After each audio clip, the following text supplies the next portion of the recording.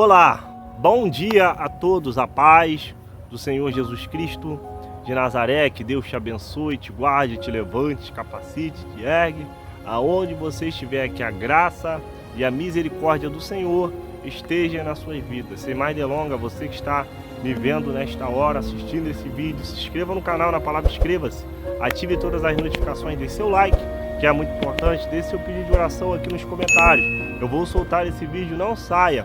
No final eu estarei orando pela tua vida, casa, família. Deus tem algo sobrenatural para fazer na minha e na sua vida, em nome de Jesus. Acompanhe conosco. Eu sou o Lucas, nascido e criado no Barreiro de Cima, em Belo Horizonte. Se você perguntar por mim lá, vão dizer que eu era o neto da Dona Maria, aquela senhora que vivia de joelhos orando pelos outros.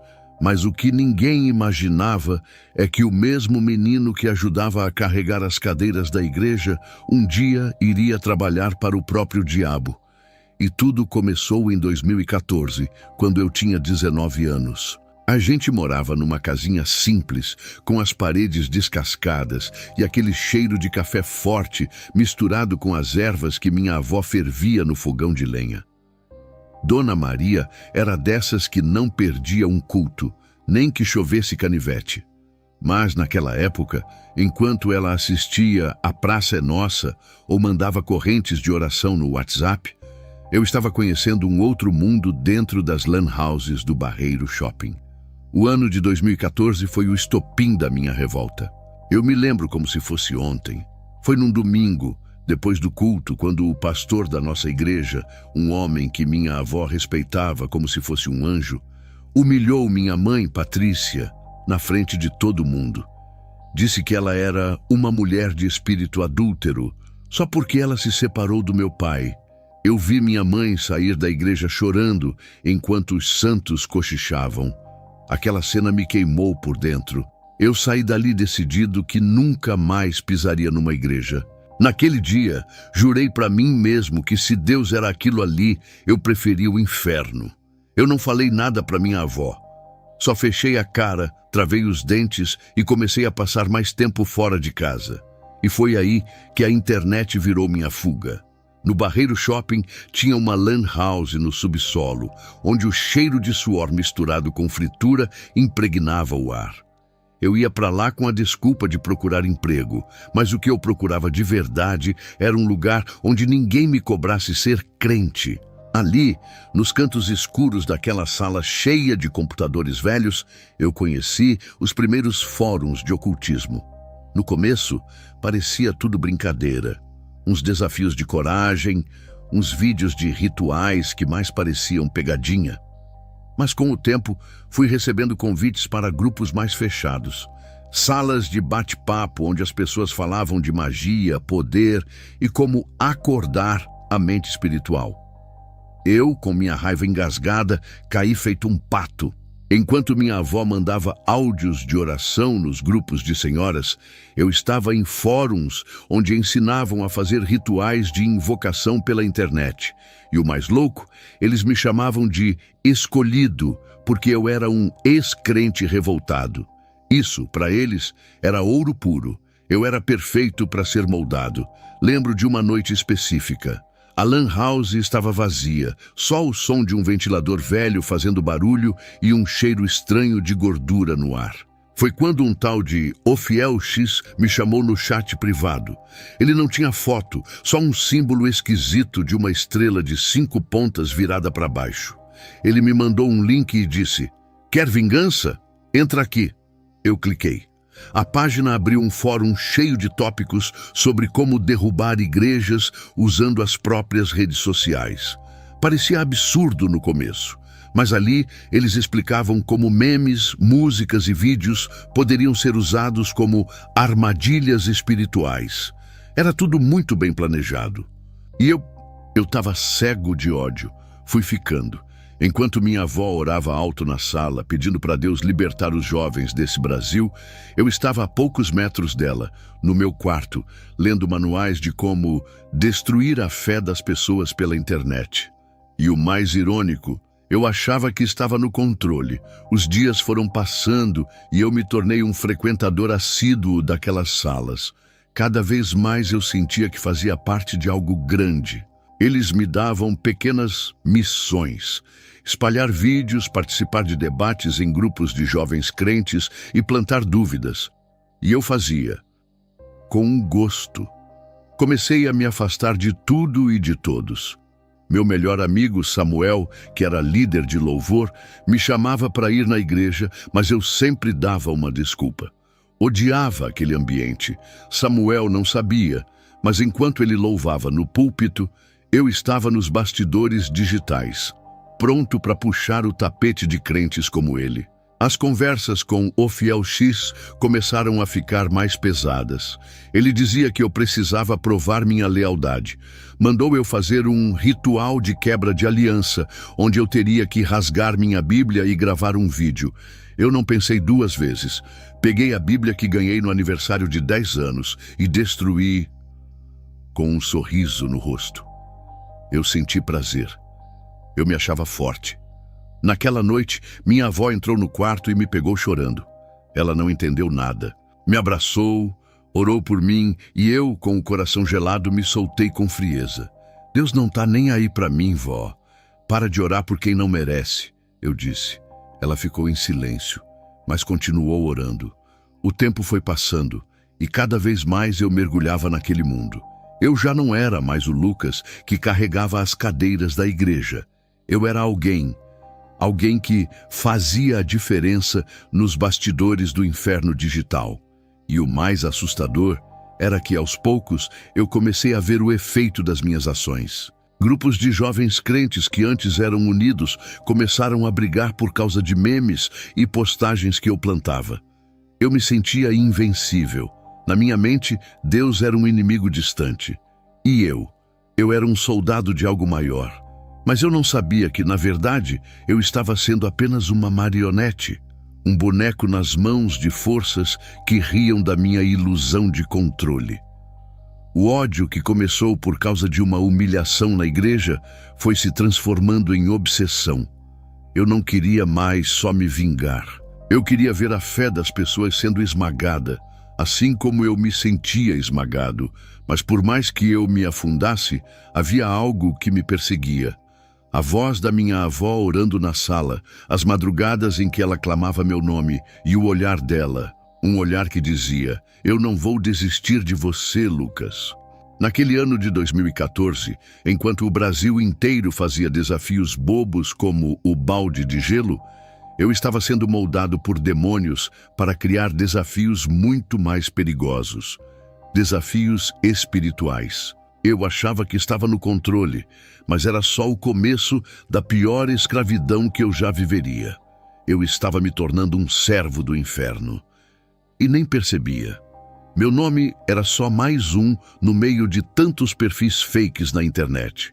Mas, dentro daquele grupo fechado, eles me chamavam de ferramenta.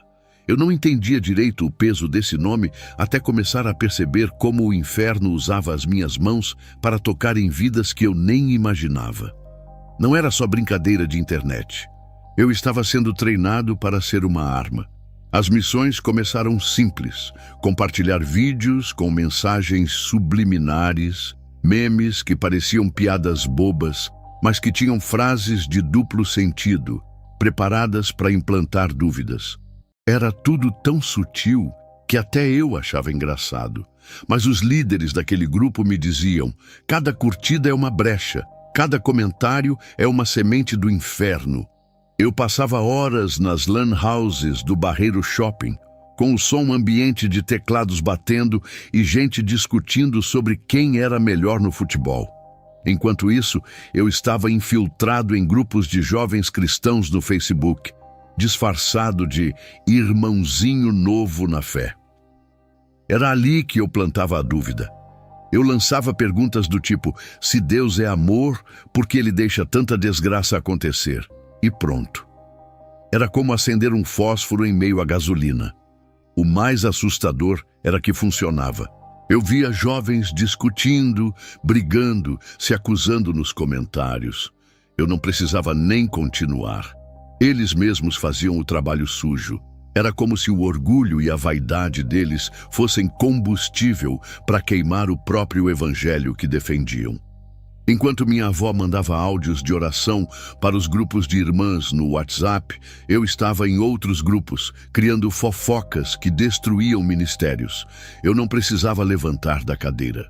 Bastava uma mensagem bem colocada, e em poucos dias a liderança daquela igreja estaria rachada. O fiel X, o mentor do grupo, sempre me dizia: Lucas, não subestime o poder de um boato. O inferno não precisa mais de feitiçarias antigas. Hoje, a fofoca é a bruxaria moderna.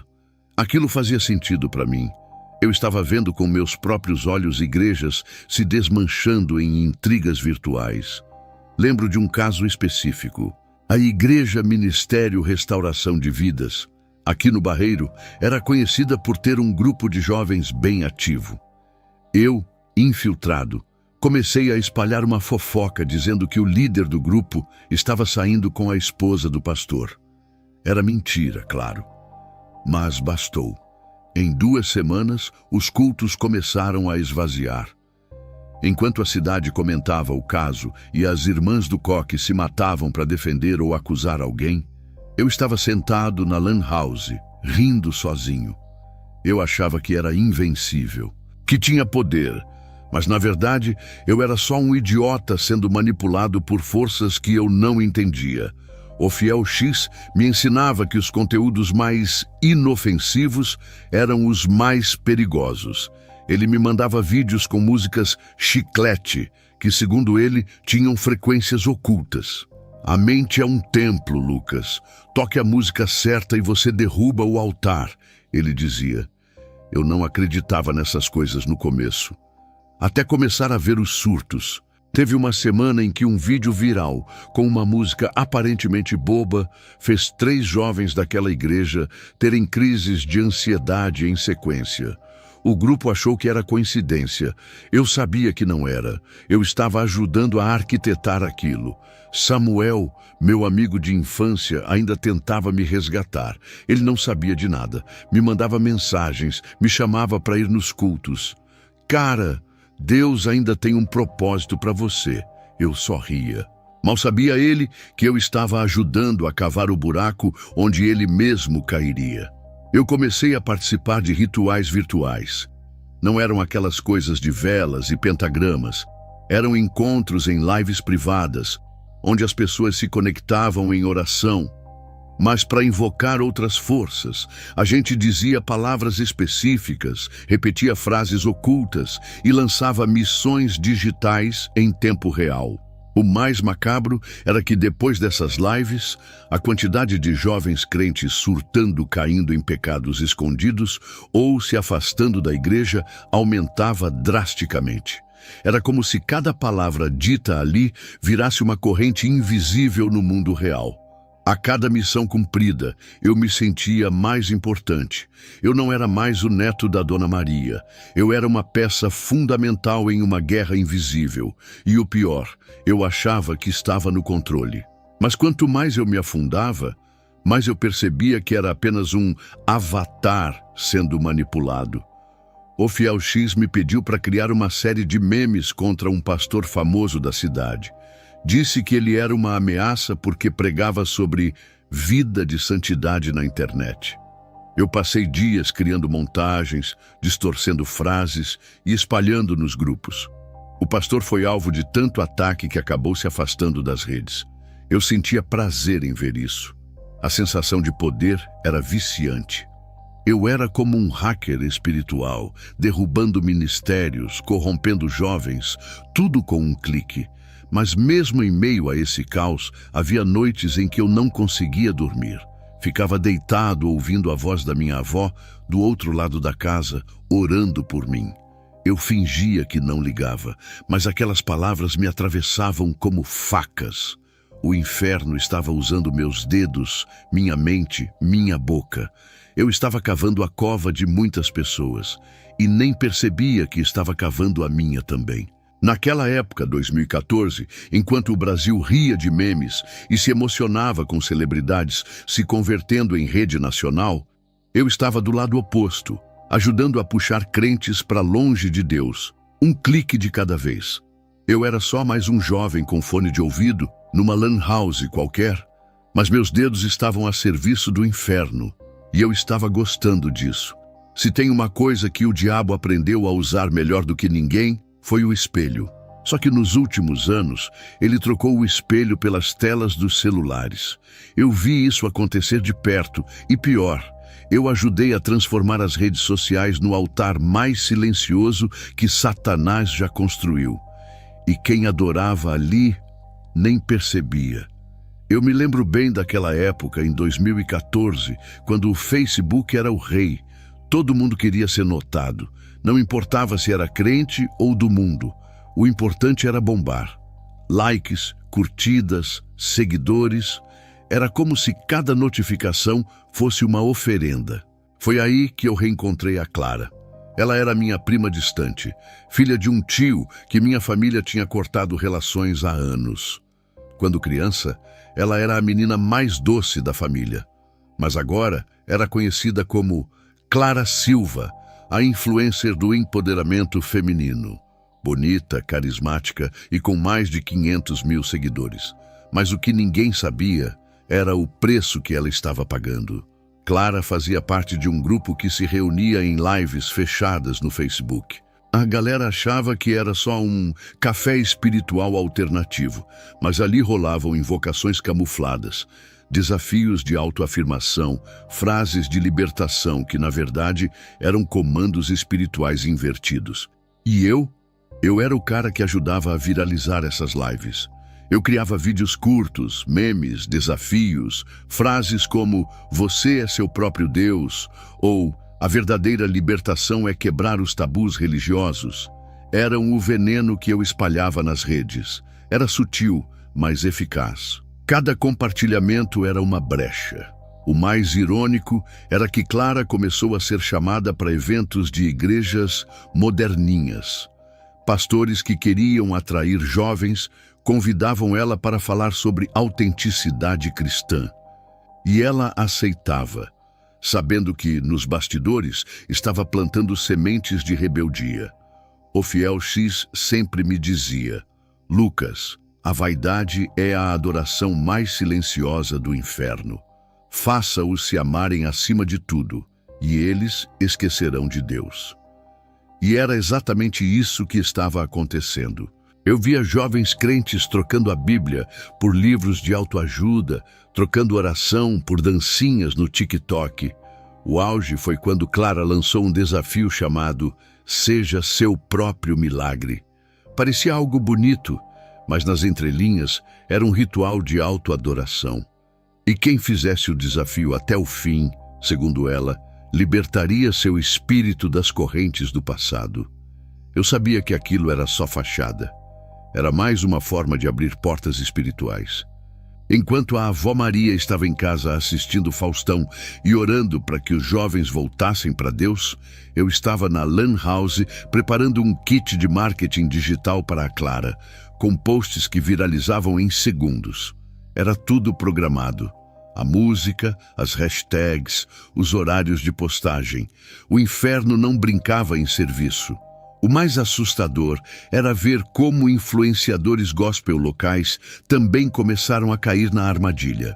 Eu participei de um projeto que criava fake news para derrubar um cantor evangélico famoso na região, dizendo que ele tinha abandonado a fé. Era mentira, mas bastou espalhar em grupos certos para manchar a reputação dele. Eu percebi que o inferno não precisava mais de pactos em cemitérios. Os contratos estavam sendo assinados com likes e seguidores.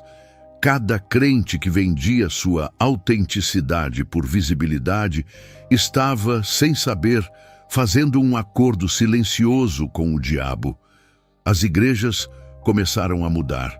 Pastores começaram a copiar as trends da internet para atrair jovens. Mas, no processo, começaram a diluir a mensagem do evangelho. Era como se a presença de Deus fosse trocada por engajamento. Eu me tornei um dos principais estrategistas dessa guerra silenciosa. Criava desafios, moldava narrativas, tudo com uma capa de modernidade, e cada curtida que aparecia na tela era como uma vitória pessoal. Eu me sentia poderoso, mas no fundo, havia noites em que o silêncio me esmagava. Eu ouvia minha avó orando e aquelas palavras ecoavam como um martelo na minha mente. Eu tentava ignorar, mas era impossível. Tinha algo ali, algo que, mesmo eu querendo negar, me puxava de volta. Clara também começou a mudar. Eu percebia que ela estava ficando mais agressiva, mais perturbada, mas ao invés de parar, ela mergulhava mais fundo. E eu só empurrava. A vaidade era uma prisão dourada, e eu era o carcereiro de muitos que nem sabiam que estavam presos. Naquela época, o Brasil estava rindo com memes de celebridades, emocionado com o caso da Andressa Urach se convertendo em rede nacional, enquanto eu estava nos bastidores, puxando a fé de muitos para um buraco sem volta. E o pior, eu achava que estava no controle. O ano era 2014 e todo mundo estava vidrado nos desafios do momento. Era balde de gelo, selfie sem maquiagem e qualquer bobagem que prometesse likes fáceis. Mas o que ninguém sabia era que o inferno estava se infiltrando nessas modinhas, disfarçando rituais e invocações como se fossem apenas mais uma trend viral. Eu era um dos que ajudava a espalhar essa praga. Eu me lembro de uma noite em especial. Clara, minha prima, me chamou para participar da produção de uma live que, segundo ela, seria revolucionária. Era um desafio de empoderamento feminino chamado Rompendo as Correntes Invisíveis. O nome era bonito, tinha uma pegada de superação, mas nos bastidores eu sabia muito bem o que estávamos fazendo. A live seria transmitida pelo Facebook, que na época era a plataforma mais forte para as lives no Brasil. Mas o que ninguém sabia era que aquela transmissão carregava frases de ativação, palavras específicas que, ditas em sequência, funcionavam como comandos espirituais. E cada pessoa que repetisse aquilo, sem perceber, estava fazendo uma invocação. Eu estava na casa da Clara, ajudando com os detalhes técnicos. O ambiente era estranho, velas acesas para dar um clima, como ela dizia. Mas eu sabia que aquilo era mais do que decoração. O ar parecia pesado e eu sentia calafrios, mas fingia que estava tudo bem. Eu já estava acostumado com aquela sensação. Quando a live começou, Clara estava deslumbrante. A maquiagem impecável, a voz suave e uma legião de seguidores comentando frases de apoio. Mas no roteiro escondido, as palavras escolhidas tinham um propósito: abrir portais espirituais através da autoafirmação exagerada. Ela dizia coisas como: você é a dona do seu destino, libere sua essência, rompa com os tabus do passado, e incentivava os seguidores a repetirem essas frases em voz alta. O chat explodia com gente escrevendo aquilo, sem saber o que estavam ativando. Eu, nos bastidores, me sentia um gênio. Era como se estivesse programando uma arma invisível que disparava sem fazer barulho. Cada comentário, cada compartilhamento era mais uma brecha aberta, mas aí aconteceu algo que eu não esperava. No meio da live, Clara travou. Ela ficou olhando fixamente para a câmera, os olhos arregalados. Eu achei que fosse encenação, parte do show. Mas de repente ela começou a rir. Um riso estranho que não era dela. Um riso rouco, debochado, que gelou minha espinha. O chat explodiu.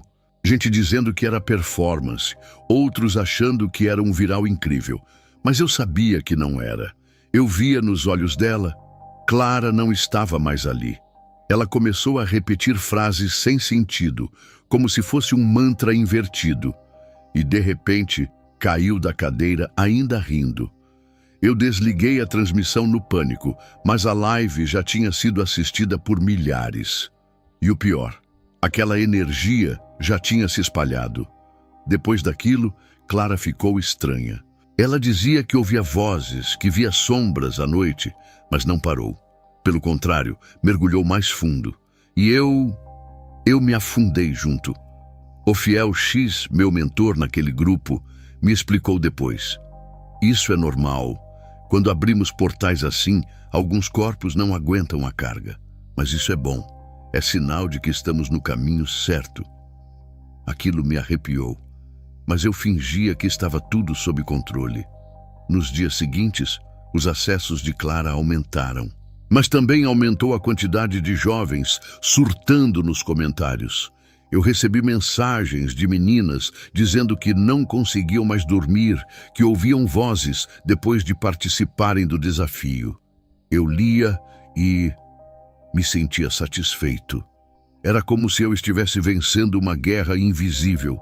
O inferno não precisava mais de velas em cemitérios. Bastava um smartphone, uma boa edição de vídeo e a fome humana por curtidas. O altar era digital. Os sacrifícios eram almas. Enquanto minha avó continuava mandando áudios de oração para os irmãos da igreja, eu estava no quarto, montando o próximo desafio. Dessa vez, seria mais sutil ainda.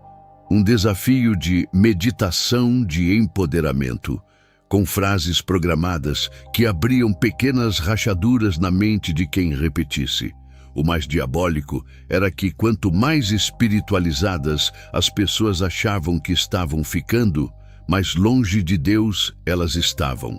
Era uma cegueira maquiada de autoconhecimento. Clara me mandou uma mensagem uma madrugada dessas. Lucas, a gente está fazendo história. Eu não sabia se ria ou se chorava. No fundo, algo me dizia que a história que estávamos escrevendo era um contrato de morte.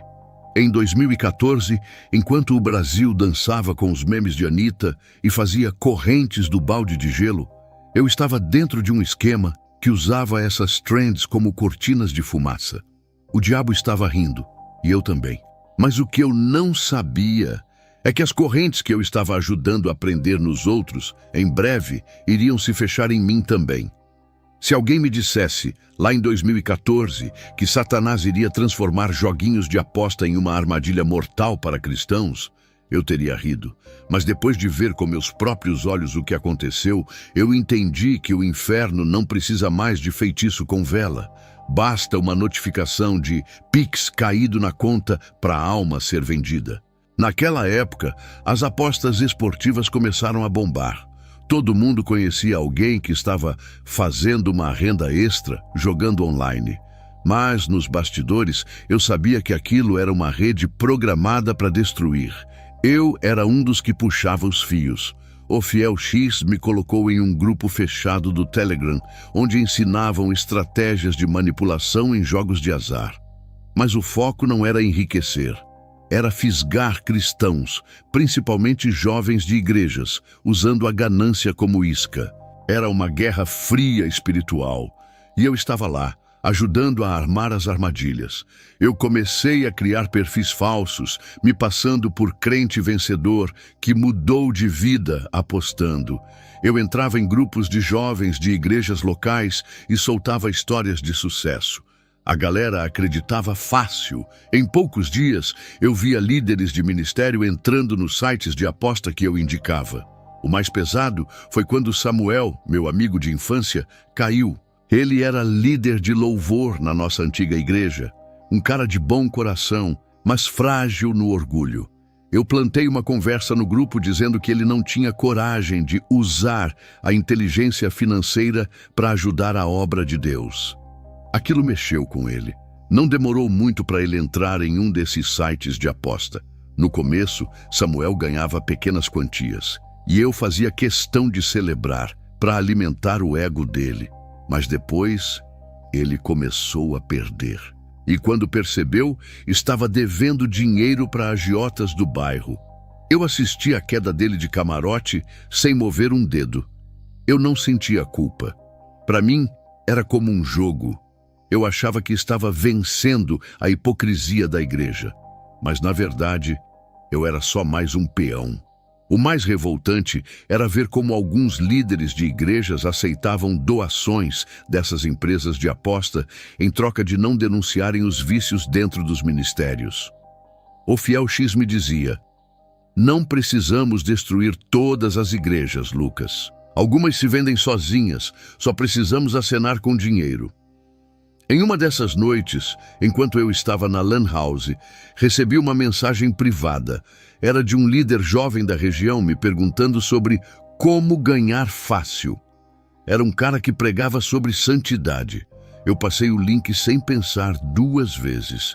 Na semana seguinte, ele estava em uma live apostando, sem imaginar que tudo estava sendo gravado. Eu comecei a entender que o inferno não precisava mais criar vícios escancarados. Bastava maquiar o pecado de oportunidade. As apostas não eram só joguinhos, eram pactos disfarçados de boletos pagos. Enquanto minha avó orava na sala, pedindo a Deus para libertar os jovens, eu estava no quarto, rindo das mensagens de desespero dos que eu tinha fisgado. Eles achavam que estavam sendo espertos, mas eram marionetes, assim como eu também era. A cada vitória que eu tinha, mais pesado o ambiente ficava. Eu comecei a ter pesadelos. Sonhava com vozes rindo, zombando, mas eu fingia que não era nada. Me entupia de música, de vídeos, de qualquer coisa que abafasse aquela culpa que batia de madrugada. Clara também se envolveu nessa fase. Ela começou a usar seu perfil de influencer para promover sorteios e desafios ligados a apostas. A desculpa era sempre a mesma: ajudar os seguidores a conquistarem independência financeira. Eu sabia que era mais uma farsa.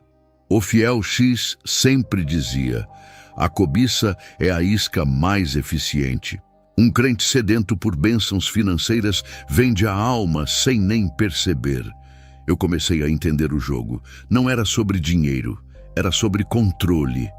E o controle estava funcionando. Ministérios começaram a ruir. Jovens sumiam das igrejas, viciados em tentar recuperar o que perderam. Eu assistia tudo acontecer com uma sensação de poder, mas, lá no fundo, uma inquietação crescia. Samuel, depois de perder tudo, tentou me procurar, queria conversar. Eu ignorei. Não tinha espaço para fraqueza naquele momento. Eu estava tão afundado no meu orgulho que não percebia que estava me afundando junto com eles. Naquele ano, enquanto o Brasil vibrava com memes de gente ficando rica do dia para a noite, eu era um dos que ajudava a construir essas armadilhas, mas aos poucos o preço daquilo começou a me cobrar em silêncio. Eu achava que estava no controle, mas já era o inferno que controlava cada clique meu. Pode parecer exagero, mas em 2014 eu derrubei mais igrejas usando um celular do que muito bruxo tentando fazer macumba na encruzilhada. Não precisei de velas, nem de galinha preta. Só de um grupo de WhatsApp, um pouco de veneno na ponta dos dedos e o orgulho dos crentes fazia o resto. Eu era viciado em infiltrar grupos de jovens e ministérios pelo Facebook e WhatsApp. Eu entrava de forma disfarçada, como se fosse um novo convertido. Pedia oração, elogiava os cultos e depois, com calma, soltava o caos. Era como jogar um fósforo aceso num palheiro seco. A mais marcante foi a Igreja Ministério Restauração de Vidas, aqui no Barreiro. Era uma congregação pequena, mas muito unida. Jovens que faziam vigílias, campanhas de jejum, sempre fervorosos. Mas o diabo não precisa derrubar paredes. Basta trincar a base. E eu sabia onde atacar. Comecei plantando fofocas pequenas. Fulano falou mal do pastor. Cicrano tá com ciúmes porque não foi escolhido para pregar. Mandava mensagens privadas para membros diferentes, sempre alterando as histórias, inflamando o orgulho de cada um. Era impressionante como ninguém confirmava nada, só acreditavam e reagiam. O grupo de WhatsApp da igreja virou um campo de guerra. Discussões, indiretas, acusações. Eu assistia tudo em silêncio, me sentindo o general de uma batalha invisível. Minha avó, coitada, nem desconfiava.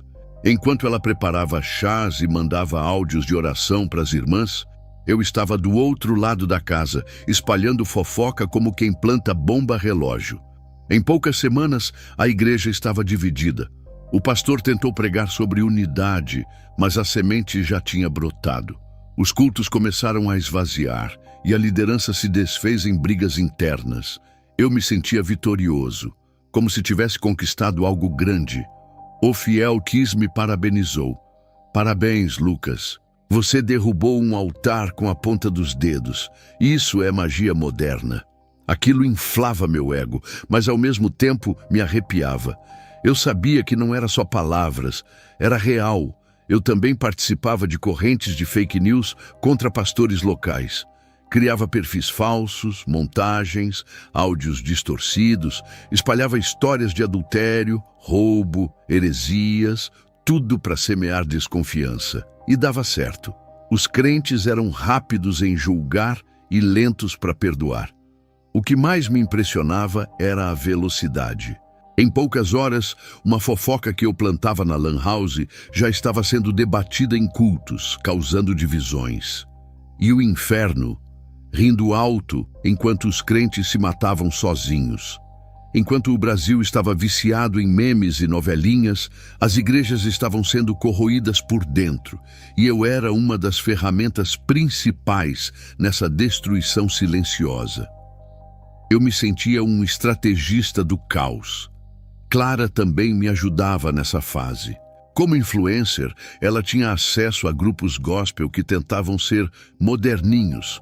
A gente infiltrava mensagens polêmicas, jogava temas delicados e assistia os debates virarem ofensas. Bastava um empurrãozinho e a vaidade espiritual fazia o resto. Mas, apesar do prazer que eu sentia em ver as igrejas caindo, algo me incomodava. Às vezes, no meio da madrugada, eu ouvia minha avó orando em voz alta, citando o nome das igrejas e clamando por unidade.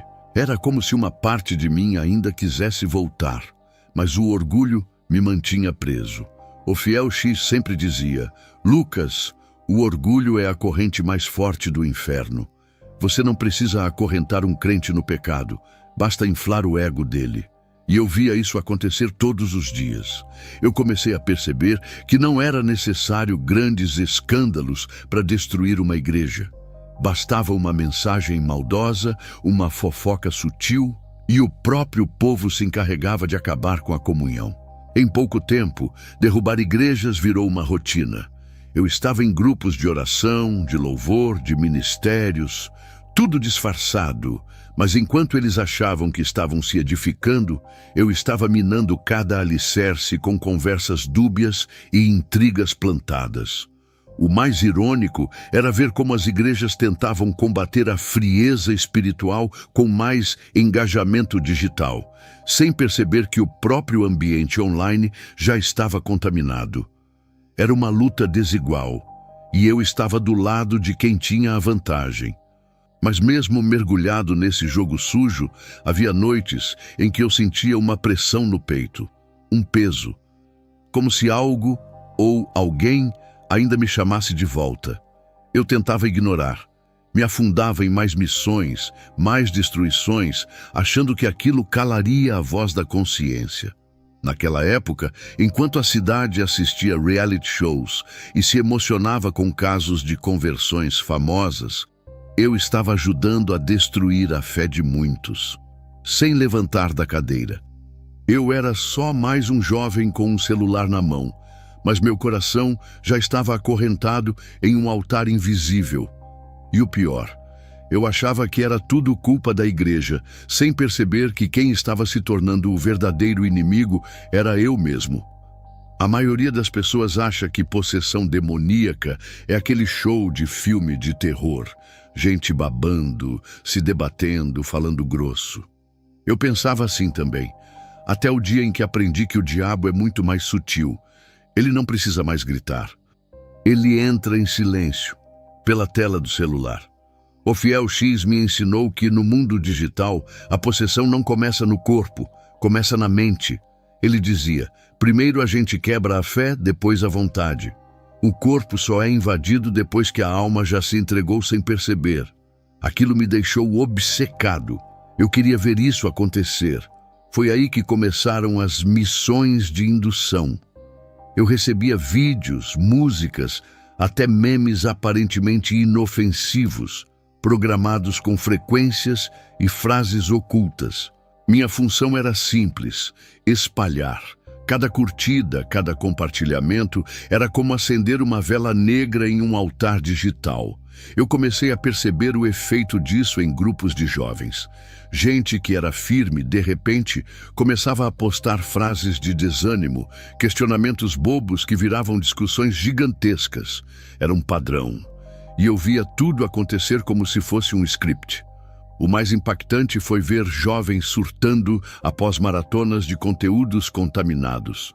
Eles começavam a relatar insônia, ansiedade, pesadelos com sombras, mas achavam que era cansaço da rotina.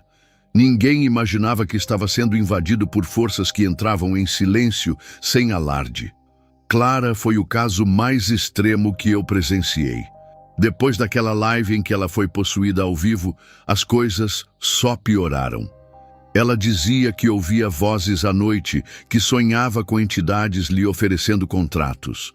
Mas para a internet, ela mantinha a pose de influencer espiritualizada. Eu me lembro de uma madrugada em que Clara fez uma live, dizendo que iria se conectar com a essência interior.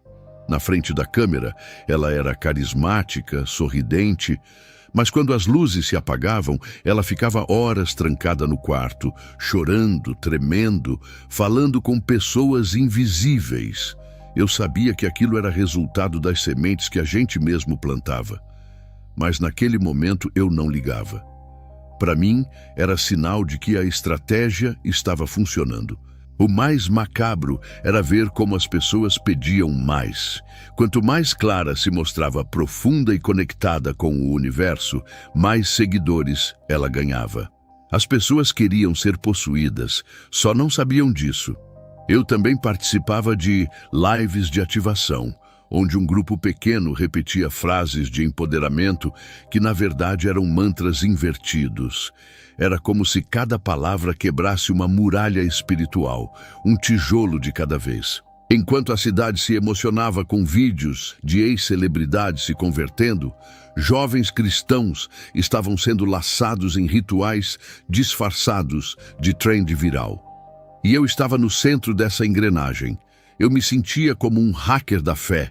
Criava memes, áudios, vídeos, e cada compartilhamento era uma vitória invisível para o inferno. Eu não precisava tocar em ninguém. As telas faziam o trabalho sujo, mas mesmo me sentindo poderoso, havia momentos em que o silêncio da madrugada me engolia. Eu ouvia minha avó orando no quarto ao lado, e cada palavra dela parecia uma faca rasgando a máscara de controle que eu fingia ter. O fiel X me alertava: Lucas, não se apegue às vítimas. Se começar a sentir pena, você perde a eficiência. Mas no fundo, algo dentro de mim começava a gritar. Eu tentava abafar com mais missões, mais intrigas, mais armadilhas. Eu me recordo de um dia em que recebi um áudio de um jovem dizendo que, após fazer um dos nossos desafios, começou a sentir presenças estranhas no quarto. Ele achava que era psicológico. Eu sabia que não era. A possessão silenciosa era um vírus. Não tinha gritos, não tinha exorcismo explícito. Era sutil, constante, como uma corrente invisível apertando aos poucos. E eu era um dos programadores desse vírus. Naquela época, 2014, enquanto as pessoas riam com vídeos bobos e as igrejas tentavam ser relevantes copiando as trends, eu estava ajudando o inferno a instalar um sistema de controle mental em crentes que achavam que estavam só curtindo a vida. Mas o preço estava chegando, e logo eu seria cobrado por tudo isso. No começo, eu achava que estava no controle. Eu era o estrategista, o cara por trás das cortinas, puxando os fios. Mas o inferno não faz parcerias, ele só faz escravos. E chegou um dia em que eu descobri que a minha dívida estava sendo cobrada, com juros. Era uma madrugada abafada de novembro de 2014. O ventilador velho no meu quarto fazia mais barulho do que vento, e a luz do celular iluminava meu rosto cansado. Eu estava terminando mais uma missão: espalhar um áudio falso de adultério sobre um pastor local. Era rotina para mim. Mais um dia vencendo a hipocrisia, eu pensava. Mas naquela noite, algo estava diferente. Depois de enviar a última mensagem, senti um peso no peito. Era como se o ar ficasse mais denso. O silêncio do quarto parecia gritar. Tentei ignorar, coloquei o fone de ouvido e dei play em uma playlist de funk proibidão, mas o som ficou distorcido. As batidas viraram sussurros, vozes que repetiam meu nome em tom de zombaria. Levantei da cama num pulo, olhei em volta, mas o quarto estava vazio. Ou não estava. Senti um arrepio na nuca, como se alguém estivesse me observando. Eu suei frio. Pela primeira vez, eu não estava no comando. Naquela mesma semana, Clara me mandou um áudio chorando. Ela dizia que não aguentava mais as vozes, que estava vendo sombras passando atrás dela nas lives. Eu tentei tranquilizar, mas a verdade é que eu estava passando pela mesma coisa. O fiel X sumiu. Do nada ele desapareceu dos grupos, sem explicações. Me deixaram sozinho no campo de batalha. Foi então que eu percebi: eu nunca fui um soldado. Eu era só uma peça descartável e agora a cobrança estava batendo à porta. As noites se tornaram insuportáveis. Eu acordava suando, com a sensação de mãos invisíveis apertando meu pescoço. Sonhava com rostos deformados, com gargalhadas diabólicas. E o pior, era como se eu estivesse dentro de um looping, preso numa prisão que eu mesmo ajudei a construir. Samuel, meu amigo de infância, tentou me procurar. Queria conversar, mas eu o evitei. Tinha vergonha. Eu já não era mais o Lucas que ele conhecia. Eu era um espectro, uma sombra de mim mesmo. As orações da minha avó, que antes me irritavam, agora me atormentavam. Era como se cada palavra dela fosse uma acusação direta à minha alma. Eu a ouvia orando meu nome em lágrimas, e aquilo me rasgava por dentro. Uma noite, o inferno resolveu escancarar as portas. Eu estava sozinho em casa. Minha avó tinha ido a uma vigília, quando as luzes começaram a piscar. Achei que fosse queda de energia, mas não era. O ar ficou pesado, gelado, e então as vozes começaram. Primeiro sussurros, depois gritos. Era como se dezenas de pessoas estivessem ao meu redor, rindo, me acusando. Eu tentei ligar a TV, o rádio, qualquer coisa para abafar aquilo, mas nada funcionava. Foi quando senti uma presença. Não era só um clima pesado. Tinha alguém ou algo ali comigo. Meus olhos lacrimejaram de medo. Tentei correr para o quarto da minha avó, mas minhas pernas travaram.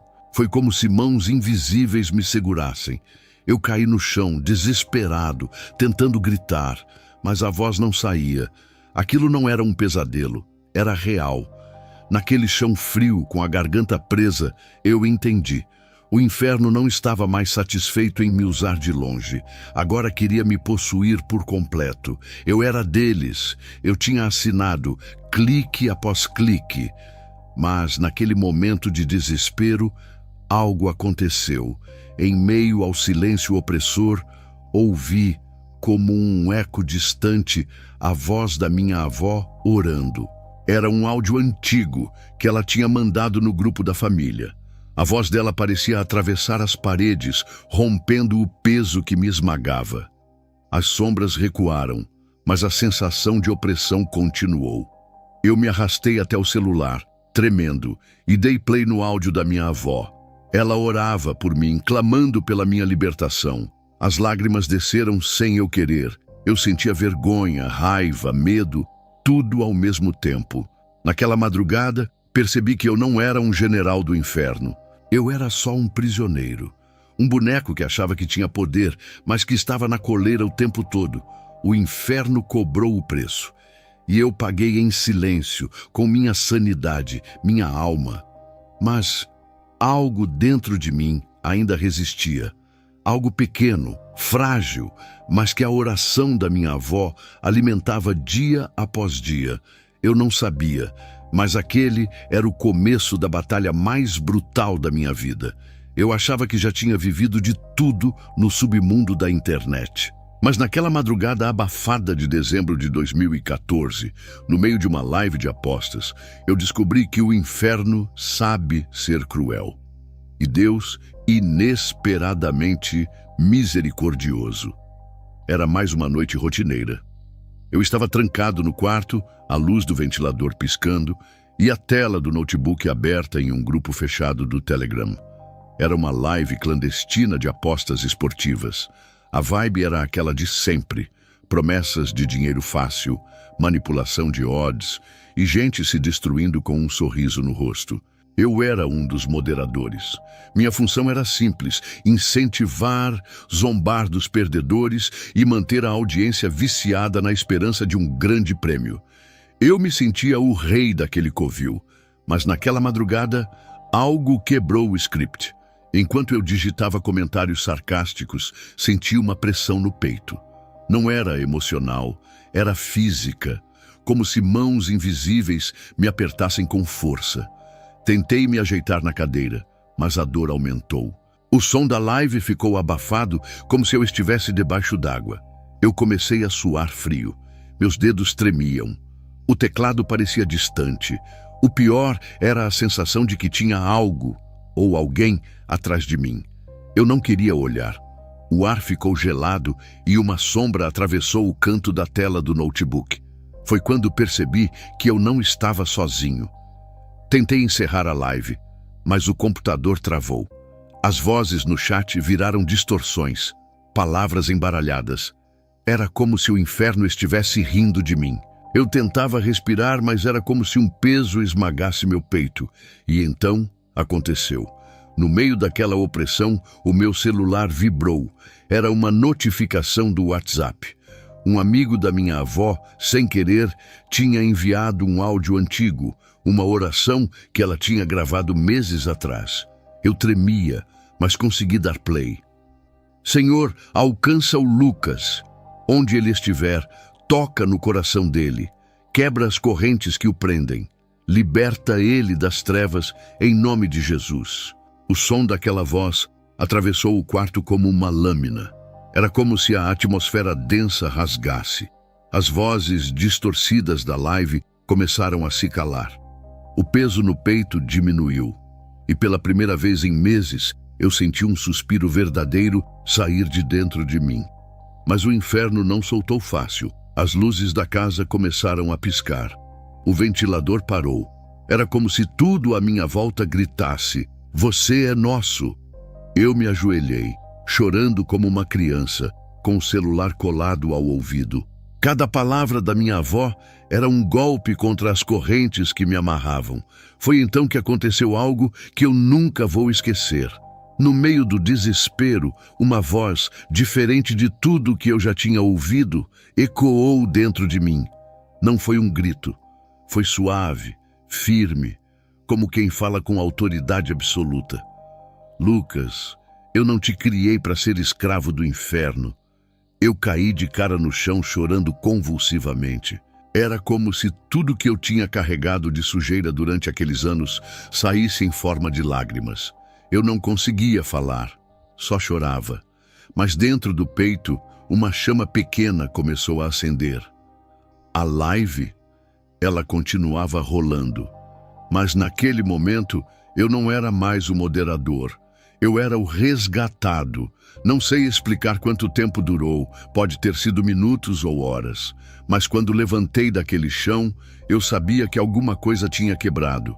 As vozes sumiram, o peso sumiu. Eu estava exausto, destruído, mas livre. Eu apaguei a live, fechei os grupos, desliguei o notebook. Pela primeira vez, aquele silêncio não era opressor. Era um silêncio de alívio, mas também de vergonha. Eu tinha tanta coisa para consertar e nem sabia por onde começar. Minha avó chegou da vigília por volta das 5 da manhã. Quando me viu acordado, de olhos vermelhos, ela não disse nada, apenas me abraçou. E naquele abraço, eu entendi que Deus nunca tinha saído do meu lado. Eu é que tinha me escondido. Naquela madrugada, Deus me arrancou das garras do inferno. E Ele fez isso sem gritos, sem holofotes, sem shows. Foi através de uma oração simples, enviada sem querer por uma irmãzinha de igreja que nem sabia o que estava acontecendo. O inferno tentou me calar com uma corrente digital. Deus quebrou essa corrente com a fé de uma avó analfabeta em tecnologia, mas mestra na oração. E ali, no meu quarto, com a tela do notebook ainda mostrando os resquícios da live de apostas, eu decidi: nunca mais o diabo vai usar meus dedos. Eu nunca imaginei que Deus usaria a mesma internet onde eu servi o inferno para me transformar em um soldado dele. Mas foi exatamente o que aconteceu. E se você está ouvindo minha história agora, é porque essa guerra não acabou. Ela está acontecendo aí, na sua tela, neste exato momento. Depois daquela madrugada em que Deus me arrancou do poço, eu passei dias perdido. Eu queria sumir, desaparecer. A vergonha era um peso tão grande quanto as correntes espirituais que me prenderam. Eu tinha destruído vidas, derrubado igrejas, arrastado jovens para vícios e possessões silenciosas. Como eu poderia simplesmente voltar para Deus? Mas minha avó, Dona Maria, nunca me deixou esquecer que Deus é especialista em restaurar vasos quebrados. Ela me fez sentar, olho no olho, e disse: Lucas, Deus vai te usar para desarmar as armadilhas que você ajudou a construir. Aquilo ficou ecoando na minha mente. Nos dias seguintes, eu comecei a deletar perfis falsos, sair de grupos de apostas e apagar vídeos contaminados que eu mesmo tinha criado. Mas a cada clique de excluir, parecia que eu estava lutando contra uma força invisível que me dizia: é tarde demais. Só que dentro de mim, uma chama teimava em não se apagar. Foi então que tive uma ideia insana. Se o diabo usou minhas mãos para derrubar tanta gente pela internet, por que eu não poderia usar essas mesmas mãos para arrancar outros das garras dele? Com a ajuda da minha avó e de alguns irmãos de igreja, criei um canal no YouTube. O nome? Libertação Digital. O primeiro vídeo foi um tiro no escuro. Contei meu testemunho, sem filtro, expondo toda a podridão que eu tinha feito. Não fiz questão de me limpar na história. Eu queria que as pessoas vissem o monstro que eu fui e o milagre que Deus fez. Eu achei que ninguém iria assistir. Mas, em poucas horas, o vídeo começou a explodir. Comentários de jovens dizendo que estavam presos nos mesmos vícios, em apostas, pornografia, vaidade digital. Gente pedindo ajuda, gente que, como eu, estava se afogando no mundo virtual e não sabia como sair. Foi aí que entendi. O campo de batalha tinha mudado. A guerra não era mais no altar da igreja, era no feed, nos comentários, nos DMs. Eu comecei a fazer desafios de jejum online, correntes de oração nos horários das antigas lives de aposta e transmissões ao vivo, onde, ao invés de abrir portais demoníacos, a gente fechava as brechas com oração e clamor. Cada jovem que mandava mensagem dizendo: Lucas, eu consegui sair disso, era como quebrar mais um elo da corrente que um dia me prendeu. E cada like, cada compartilhamento era uma pedrada contra o sistema que o inferno construiu. Clara também foi alcançada. Ela apareceu um dia na minha casa, destruída, com o olhar vazio. Minha avó a recebeu como uma filha.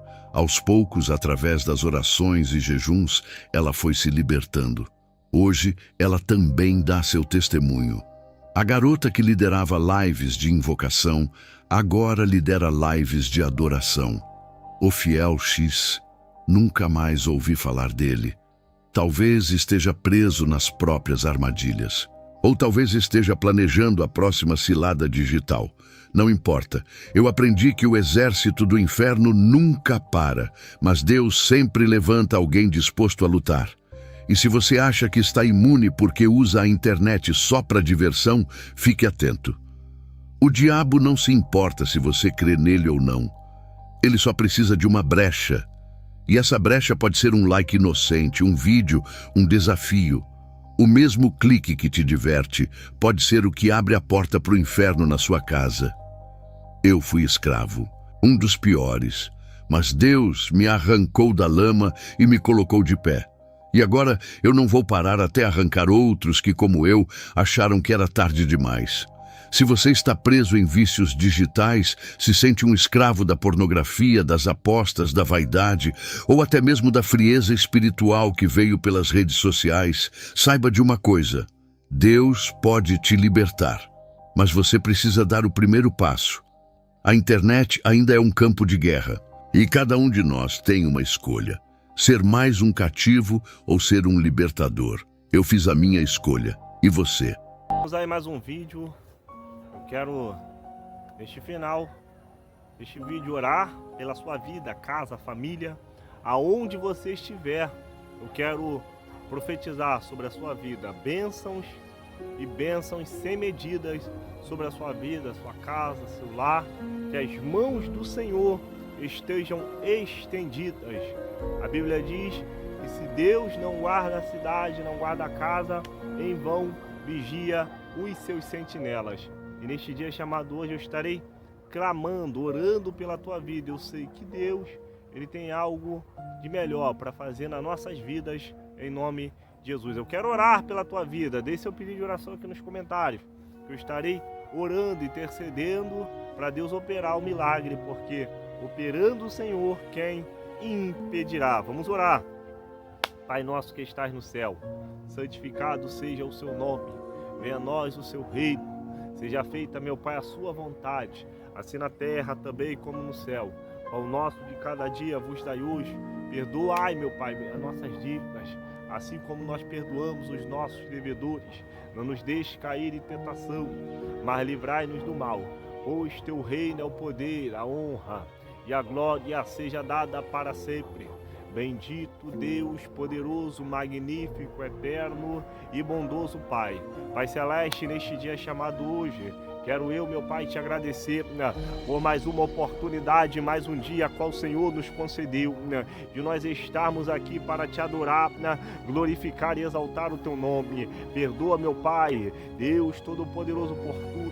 Te agradecendo, meu Pai amado, por este dia.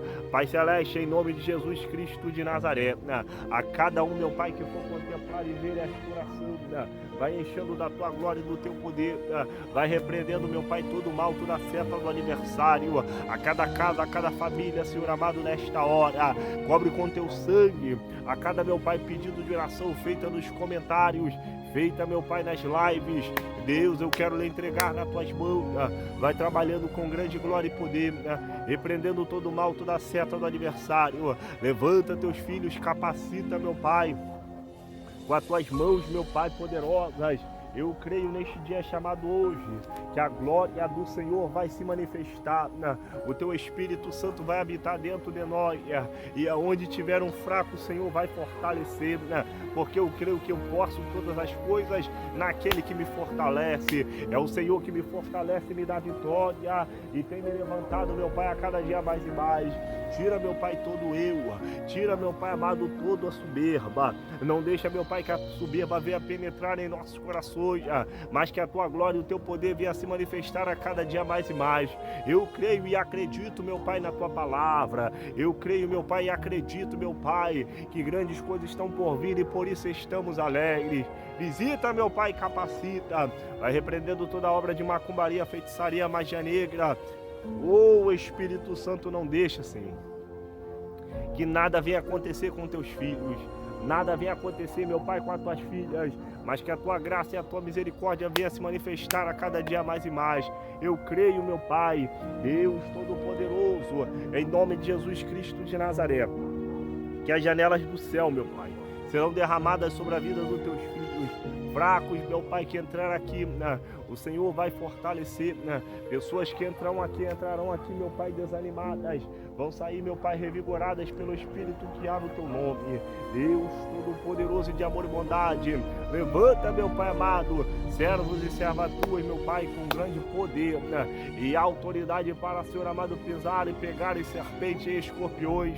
E se beberes, meu Pai, alguma coisa mortífera, não nos fará dano algum, porque o Senhor está conosco, está na nossa vida, está na nossa história. O Senhor controla, meu Pai amado, o dia, a tarde, a noite. O Senhor, meu Pai, é o Deus onisciente, onipotente, onipresente. Antes de ser, o Senhor já era. E eu creio, meu Pai amado, que o Senhor vai ser, Senhor, até a consumação dos séculos. E quando a trombeta soar, e os mortos ressuscitarão, eu quero estar, meu Pai amado, Deus cantando o hino da vitória e dizendo que só o Senhor é Deus aí nas mansões celestiais. Oh, Espírito Santo, glorifico e exalto o teu nome, porque, meu Pai amado, mesmo sendo pecador, falho, errôneo, o Senhor tem sido comigo e tem sido com a tua igreja fortalecendo e tirando, meu Pai, toda a pedra de tropeço. Deus Todo-Poderoso, toma, meu Pai, a cada um nas tuas mãos. Deus, aqueles que estão depressivos, fracos, desanimados, Senhor, precisando, meu Pai, ser levantados, precisando, meu Pai, de um toque do teu Espírito Santo, que nesta hora o Senhor venha levantar e venha erguer, meu Pai, uma nação poderosa, que venha, meu Pai, proclamar o teu evangelho e levar a tua palavra. A tua palavra diz, meu Pai, Marcos 16:15, ide por todo mundo, pregai o evangelho a toda a criatura. Eu quero, meu Pai, pregar a cada dia mais e mais, que o Senhor venha nos dar sabedoria, venha nos dar discernimento do teu Espírito Santo, para decidir o que é o certo e o que é o errado, porque infelizmente, meu Pai, o mundo já é do maligno e o diabo, ele tem, meu Pai amado, trabalhado em mentes e levando, meu Pai, o máximo de almas para o inferno. Mas eu creio neste dia chamado hoje, que este mal vai bater em retirada, em nome de Jesus Cristo de Nazaré. Vai, meu Pai, derramando a tua glória, o teu poder, vai passando com a vassoura de fogo e tirando, meu Pai, tudo aquilo que não presta. Tira, Senhor amado, e renova o teu povo, a tua igreja, para, meu Pai amado, cantar nas nações celestiais. Deus Todo-Poderoso, vai tirando todo espírito de divisão, espírito de fofoca, espírito de inveja nesta hora. Seja quebrado todo o mal, em nome de Jesus Cristo de Nazaré.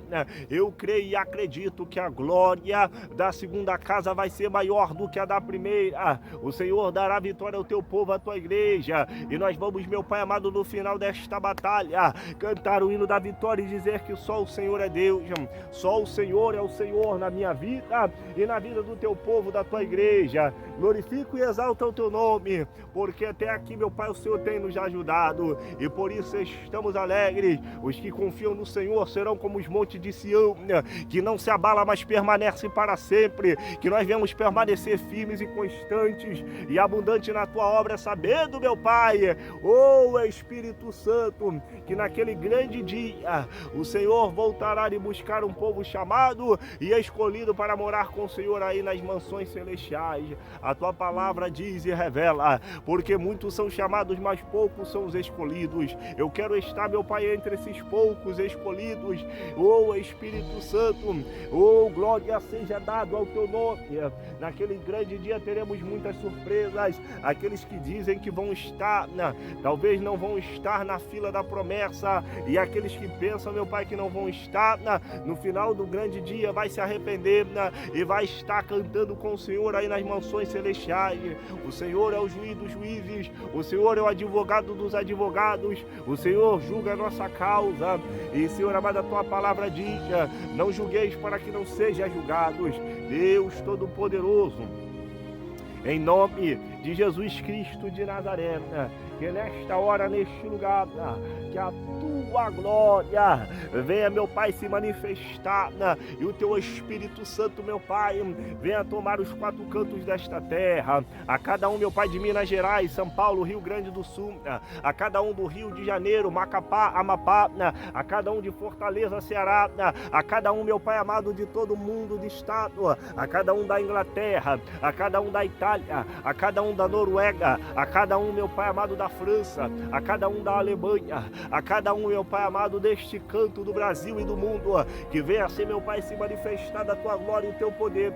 Une, meu Pai, as famílias, Deus, esse espírito de divisão, esse espírito de separação, esse espírito de desentendimento entre as famílias agora vai ser repreendido e jogado por terra. Eu creio e acredito na glória do Senhor que se manifestará.